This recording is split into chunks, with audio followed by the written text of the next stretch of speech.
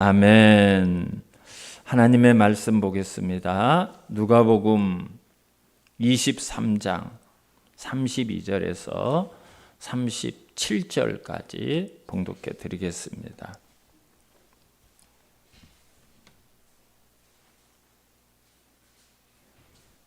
누가복음 23장 32절에서 37절까지 봉독해 드리겠습니다. 또 다른 두 행악자도 사형을 받게 되어 예수와 함께 끌려가니라. 해골이라 하는 곳에 이르러 거기서 예수를 십자가에 못 박고 두 행악자도 그렇게 하니 하나는 우편에 하나는 좌편에 있더라. 이에 예수께서 이르시되 아버지 저들을 사하여 주옵소서, 자기들이 하는 것을 알지 못함이니이다 하시더라.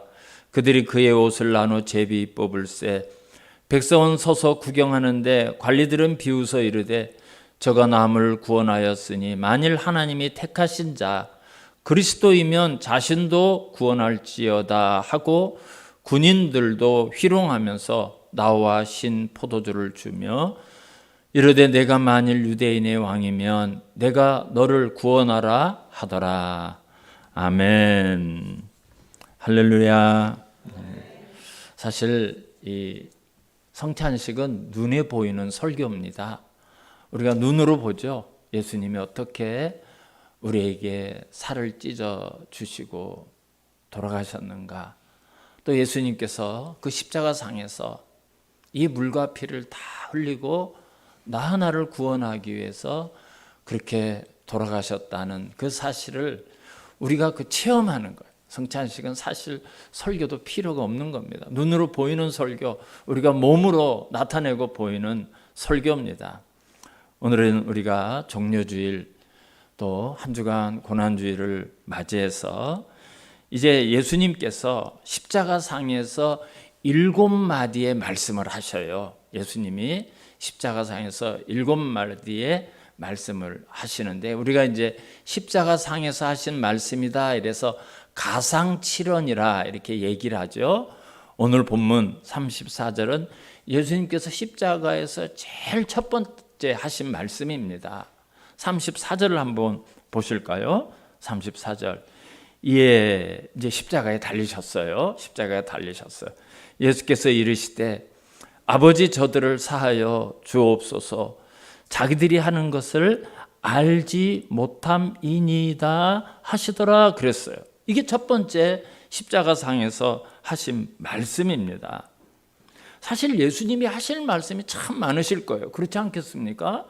예수님에 대한 엉터리 모함들이 얼마나 많았습니까? 막 거짓 증인이 예수님에 대해서 고발하고 저 같으면 속 시원하게 진실을, 내가 죽는 마당에 내가 거짓을 말하겠나 진실을 말하겠다 하면서 그런 말을 했을 거예요.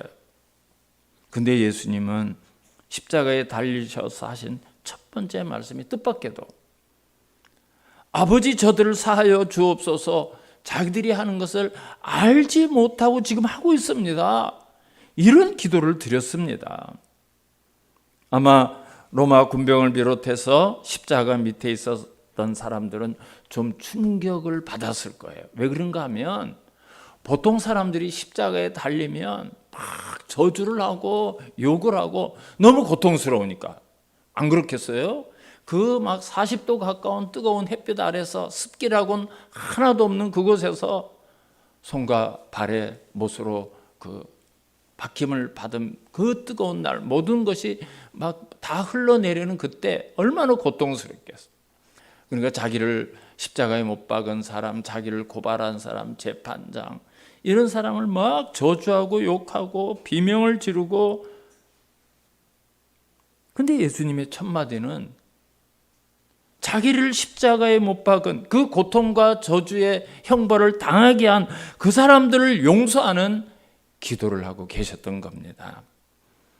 우리는 이 십자가의 첫 마디를 통해서 예수님은 이 땅에 사람들의 모든 죄를 용서해 주시기 위해서 십자가의 저주를 대신 담당하러 오셨다는 것을 우리는 확인할 수가 있습니다. 그렇습니다. 예수님의 삶은 우리들을 용서하기를 위한 그 삶을 살기 위해서 오셨습니다. 우리는 그분이 우리를 구원하기 위해서 오셨지만 이사야의 예언처럼 우리는 그를 믿지 않았습니다. 우리는 그를 귀하게 여기지 않았습니다. 그는 실로 우리 질고를 지고 우리의 슬픔을 다 당하셨구만. 우리는 어떻게 생각합니까? 그 마땅한 일이야. 마땅한 형벌을 받은 거야.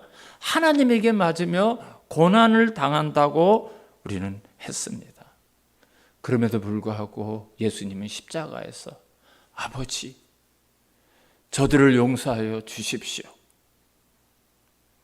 그들이 알지 못해서 지금 이런 짓을 하고 있습니다. 우리를 위해서 기도하고 계셨습니다. 그런데 그렇게 하나님의 용서를 받고 예수님의 대속의 죽음을 통해서 우리가 받아야 할 저주와 심판과 형벌로부터 새 생명을 얻은 우리는 과연 어떻게 살고 있는가?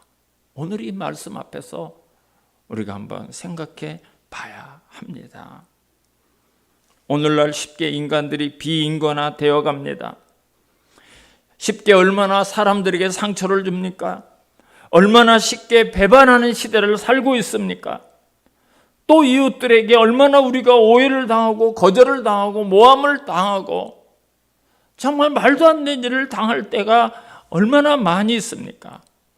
근데 우리는 그들을 어떻게 대합니까? 그들을 용서할 수 있습니까? 오늘 우리는 그 대답을 십자가에 달리신 주님의 말씀 속에서 찾아볼 수 있어야 돼요. 오늘 그런 날이 돼야 돼요. 그럼 우리가 나를 해치려 하고 내가 용서하기 어려운 상대방을 위해서 제일 먼저 해야 될 일이 무엇이겠습니까? 우리가 그런 사람이 우리 주변에 있어요. 우리가 첫 번째로 해야 될 일이 무엇일까요? 주님의 경우를 보시면서 생각을 해보세요. 첫 번째 할 일은 그 사람을 위해서 기도하기 시작하는 거예요. 기도하세요. 예수님은 가장 힘든 순간, 정말 억울한 순간, 고통의 최고의 절정의 순간에 아버지 불렀어요. 아버지. 여기서 아버지는 성부 하나님을 말하는 것이고 예수님의 아버지를 부른 이유는 기도하기 위해서요. 아버지, 내가 할 말이 있습니다. 사실 예수님의 삶은 기도의 삶이라고 말씀드릴 수 있어요. 온종일 예수님이 얼마나 사역에 힘드셨어요. 우리와 똑같은 육신을 입고 오셨거든요. 참 하나님이자 참 사람이에요. 산에 오르시고 기도하시고 이른 새벽 한적한 곳에 나가서 기도하신 주님의 모습을 우리는 성경을 통해서 볼 수가 있어요. 주님은 항상 하나님 아버지와 깊은 기도의 교제를 쉬지 않으셨어요. 아무리 힘들어도 온종일 사역하고 밤에 또 산으로 기도하러 가셔요. 새벽에 일찍 일어나서 또 기도하셨어요. 이런 기도의 삶이 이렇게 늘 기도하셨기 때문에 도저히 용서할 수 없는 그런 사람들을 위해서 기도할 수 있는 거예요. 기도가 어느 날 갑자기 되는 게 아닙니다. 주님은 산상수훈 마태복음 5장 44절에서 이렇게 말씀하셨어요. 나는 너희에게 이르노니 너희 원수를 사랑하며 너희를 박해하는 자를 위하여 기도하라 그랬어요. 너희 원수를 사랑하며 너희를 박해하는 자를 위하여 기도하라. 여러분, 예수님은 말씀으로만 그렇게 가르치고 땡 한 게 아니에요. 오늘 이 십자가 위에서 예수님이 하신 첫 번째 말씀은 그들을 위해서 용서의 기도를 하셨어요. 그들을 위해서 용서의 기도를 했어요. 예수님은 우리와 똑같은 육신을 입으셨어요. 방금 전에 말씀드린 것처럼 그분은 참 하나님이시지만 이 땅에 오실 때는 우리와 똑같은 그런 감정과 육신과 연약함을 가지고 이 땅에 오셨어요. 그래서 우리와 같이 아픈 걸 느껴요. 목마른 걸 느껴요. 피곤함을 느끼고요. 감정을 우리와 똑같아요. 감정이. 분노를 느끼고 슬프고. 그래서 예수님이 슬퍼서 우실 때가 있고요. 막 성전이 장사지에 그 시장이 되었을 때 막 분노하시죠. 화를 내시죠. 그리고 막 풍랑이는 그 배에서 너무 피곤해가지고 제자들이 막 물을 퍼내고 우리가 죽게 되었다고 할 정도가 돼도 그것도 모르고 주무셨어요. 연약한 육신을 가지셨어요. 그래서 자신을 팔은 가룟 유다가 섭섭하고 괘씸한 생각도 드실 거예요. 어떻게 나를 팔아먹을 수가 있지? 내가 죽을지언정 주님을 배반하지 않겠다는 베드로가 3번이나 부인한 그것도 다 아셔요. 다 아셔요. 자기의 뺨을 때린 사람, 침을 뱉은 사람, 뻔뻔하게 거짓 증언을 하는 사람, 왜 주님이 그런 사람이 생각이 안 나겠어요? 십자가에 못 박으소서, 십자가에 못 박으소서 함성을 외치는 그 군중들이 그 밑에 보이는데요. 그러나 주님 오늘 뭐라고 말씀하십니까? 아버지, 저들을 용서하여 주시옵소서. 평소에 늘 그런 기도를 하셨기 때문에 오늘 역시 그런 기도를 할 수 있는 겁니다. 마찬가지로 우리가 늘 기도하는 생활을 하면 이런 기도를 드릴 수 있어요. 기도하는 생활을 하셔야 돼요. 나는 아직도 그 사람을 용서할 수 없다고 생각하면 그 이유는 딱 한 가지예요. 내가 기도하지 않고 있거나 내가 하나님 말씀을 온전히 믿지 못하는 거예요. 용서하는 마음을 가질 때 마음의 평안을 얻을 수 있어요. 여러분 오히려 마음이 평안해요. 억울한 것 같아도 마음이 평안해요. 상대방이 변하기 기대하지 마세요. 안 변할 거예요. 내가 먼저 기도하기 시작하는 거예요. 우선 기도하기 시작하는 거예요. 우선. 그 다음에 주님의 어떤 기도입니까? 자기들이 하는 것을 알지 못함이니이다 그랬어요. 주님은 그들이 알지 못한다고 기도하셨어요. 근데 여러분 만약에 주님을 고발한 사람들, 밑에서 주님을 조롱하는 사람, 예수님을 십자가에 못 박았던 그 로마 병상들에게 당신이 하는 일이 지금 무슨 일인지 알고 있어 하면 나 몰라요 이럴 사람 있겠습니까? 다 안다고 대답할 거예요. 마땅히 죽일 사람을 죽입니다. 마땅히 형벌을 받아야 될 사람에게 형벌을 내립니다. 그렇게 대답할 거예요. 그렇게 대답할 거예요. 그러나 사실은 자기들이 무엇을 하는지 정말 알지 못했어요. 여러분 그 사람들은 예수 그리스도가 하나님의 아들이라는 사실을 알지 못했고 그분이 우리를 구원하기 위해서 오신 그리스도라는 사실을 알지 못했고요. 이분이 이 세상에 무엇 때문에 왔고 무엇을 했는지 앞으로 무엇을 하실 것인지 아무도 몰랐어요. 아무도 몰랐어요. 그래서 자기들이 뭐 하는지 모르는 사람들이에요. 자기들이 십자가에서 죽어야 될 죄인이고 내가 거기에 달릴 사람이라는 것을 아무도 몰랐어요. 사도 바울은 고린도전서 2장 8절 고린도 교회에 보낸 편지에서 이 세대의 통치자들이 한 사람도 알지 못하였나니 그랬어요. 이 세대의 어떤 모든 권력자들, 지도자들이 단 한 사람도 예수 그리스도에 대해서 알지 못했다는 거예요. 만일 알았더라면 영광의 주를 십자가에 못 박지 아니하였으리라 그랬어요. 만약 예수 그리스도가 어떤 분인지 알면 어떻게 십자가에 못 박았냐 그 말이에요. 베드로도 마찬가지예요. 사도행전 3장 17절을 보면 형제들아 너희가 알지 못하여서 그리하였으며 너희 관리들도 그러한 줄 아노라 그랬어요. 예수를 못 박은, 예수를 고발한 사람들, 예수 밑에서 조롱한 그 모든 유대인들이 그리스도를 몰랐다는 거예요. 예수님이 누군지 몰랐다는 거예요. 십자가 사건과 거기에 관련된 모든 사람들, 십자가에 달리신 예수께서 인간의 허물과 죄를 담당하고 구원하기 위해서 십자가에 달리셨다는 사실을 아무도 몰랐습니다. 그들이 몰랐다는 이 무지가 그들이 하는 일을 정당화시킬 수 있는 것이 절대 아닙니다. 그것이 정당하고 그것이 마땅하고 그 뜻이 아닙니다. 주님이 아버지 저들을 사하여 주옵소서, 자기들이 하는 것을 알지 못합니다 라고 해서 주님이 그들의 무지를 정당화시키고 그들이 마땅히 해야 될 일을 하고 그것이 용납될 일이다, 그 뜻이 아니에요.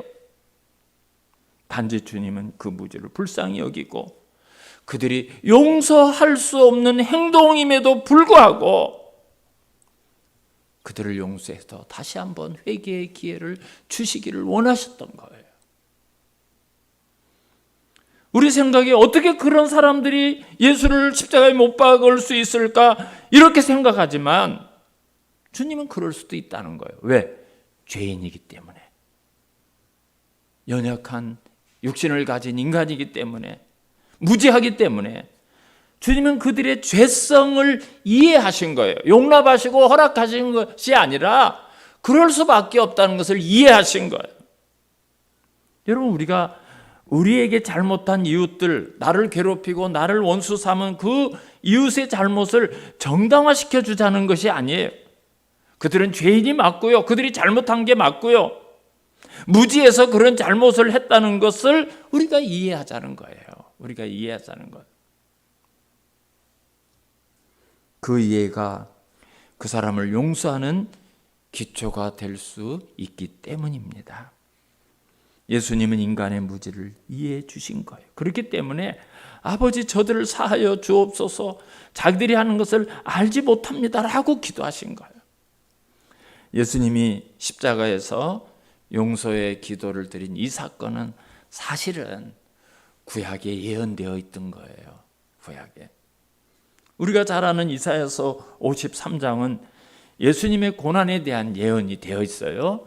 그가 찔림은 우리의 허물 때문이요, 그가 상함은 우리의 죄악 때문이다, 이렇게 쭉 이사야 53장이 시작이 되죠. 예수님이 어떤 일을 당할 것인가 거기 나타났어요. 근데 그 마지막에 53장 마지막 절에 뭐라고 되어 있는가 하면, 그러나 그가 많은 사람의 죄를 담당하며 범죄자를 위하여 기도하였느니라, 이렇게 예언이 되어 있어요. 예수께서 그 죄를 담당하시면서 그 죄인들을 위해서 기도했다고 기록되어 있어요. 여러분, 예수님이 오시기 전 750여 년 전에 이사야 선지자를 통해서 예수님께서 이런 기도를 하실 것도 예언이 되어 있어요. 오늘 주님이 십자가에서 용서의 기도를 하고 계심으로써 하나님의 말씀이 그대로 이루어지는 것을 우리가 볼 수가 있습니다. 여러분, 용서는 하나님의 뜻이고 하나님의 명령입니다. 명령이에요. 용서가 하나님의 명령이라면 용서하지 못하는 것은 우리가 하나님의 명령을 불순종하는 거예요. 우리가 이웃의 잘못을 용서하지 못하는 것은 다른 이유가 없습니다. 내 감정이, 내 이 심정이, 내 마음이 용서하지 못하는 거예요. 그러나 그 용서는 하나님의 명령이고요, 하나님의 뜻이라는 것을 우리가 기억해야 됩니다. 예수님의 감정으로 말한다면 이런 기도는 안 나오는 게 맞죠. 어떻게 이렇게 억울한 사람에게 이렇게 억울한 일을 당하고 이렇게 억울한 일한 그 사람들에게 정말 말도 안 되는 그런 경우인데 용서하는 기도를 할 수가 있겠습니까? 그러나 그것이 하나님의 뜻이고 하나님의 명령이기 때문입니다. 아마 예수님이 인간의 몸을 입고 오셨기 때문에 인간의 감정으로만 대했다면 하나님 저들에게 진노를 내려주시고 재앙을 내려주시고 이 시간 하늘에서 불을 내려주시고 심판해 주십시오, 그렇게 기도했을 거예요. 우리도 그런 감정이 있죠. 저거 막 그냥 뒤집어지면 좋겠다, 이런. 그러나 주님은 하나님의 뜻을 헤아리고 계셨던 거예요. 그들을 용서하는 것이 하나님의 뜻이고 명령이고, 하나님의 명령 앞에는 우리가 딱 한 가지밖에 할 게 없어요. 순종하는 거예요. 그 말고는 없습니다. 여러분, 주님은 우리에게 얘야 용서해 줄 수 있겠니? 너 용서 좀 해줄래? 그렇게 말씀하지 않았어요. 우리의 의견을 묻지 않았습니다. 우리에게 내 말에 좀 동의 좀 해줄래? 그렇게 하지 않았어요. 용서하라고 명령하신 거예요. 베드로가 선생님, 우리에게 잘못한 사람을 7번까지 해줄 수 있겠습니까? 여러분 7번 용서해 주는 사람 드물어요. 그런 사람 정말 없어요. 근데 예수님이 뭐라고 말했죠? 70번씩 7번 해라. 70번씩. 그건 무한대로 하라는 거죠. 무한대로 하라는. 나를 용서하시고 그 보혈의 피로 나를 씻어주시고 하나님의 자녀 삼아주시고 내 이름을 하늘나라 생명책에 기록하신 예수님께서 내 삶의 건강과 내 마음의 자유와 내 삶의 승리를 위해서 주신 말씀이 용서하라는 말씀이에요. 여러분, 용서하지 못하면 그 사람이 더 불행할까요? 내가 불행할까요? 그 사람은 전혀 상관없어요. 내가 용서하든 말든 그거 상관없어요. 근데 용서하지 못하고 그걸 가슴에 품고 그 덩어리 된 그 상처난 거를 계속 안고 살면요, 내가 힘들어요. 내가 불편해요. 내가 아파요. 내가 병나요. 내가 병나요. 내가 자유로우지 못해요. 내가 불행해요. 나만 손해보는 거예요. 용서하지 못하는 원한이 남아있는 한 우리의 건강은 자꾸 무너집니다. 몸이 안 좋아져요. 몸이 안 좋아요. 내 속에 있는 내면의 깊은 상처가 절대 회복되지 않습니다.